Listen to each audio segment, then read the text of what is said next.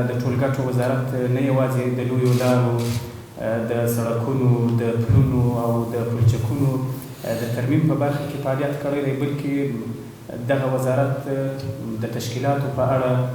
د لوړ تناژ بارونکو موټرو د وزن د انتقال د څرنګوالي او مقررې په ارتباط او د ځینو تلو د بیا فعالولو په برخه کې هم بنسټیزې کړنې ترسره کړي دي. د اسلامي امارت د کار په پیل کې چې بشپړ حاکمیت لا نو راغلی، موږ د کابل کندهار د لویې لارې لینک پیل کړ. البته له بشپړ حاکمیت وروسته مو فقط هغه قرارداد بیرته بیا ځلې نوی کړ، یو څه ترمیم تغییر پکې راغی. د 65 کیلومتره سړک میلینکاري وه په څه باندې 9 میلیونه افغانیو باندې، او دغه رنګه په زابل کې د قلات شینکۍ ترمنځ د سړک داغګیري وه، او پر دغه مسیر د پلچکونو ترمیم په څه باندې 6 میلیونه افغانیو باندې او په ارزښت، او د 155 متره په اوږدوالي سره د 5 پایو پلونو ترمیم په 15 میلیونه افغانیو په ارزښت باندې قرارداد کړی و، چې د دغو کارونو هغه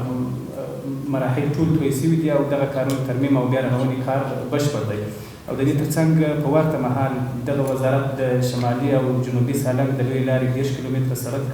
په څه باندې 53 میلیونه افغانیو، او دغه رنګه د کابل میدان وردګ 8 کیلومتره سړک اساسي ترمیم په څه باندې 48 میلیونه افغانیو په ارزښت قرارداد کړی و، چې د دغو کارونه هم د دغو پروژو کارونه هم ټول بشپړ دي. او پر دې سربیره زموږ د ټولګټو وزارت رهبري توانېدلې ده چې د قراردادي شرکتونو او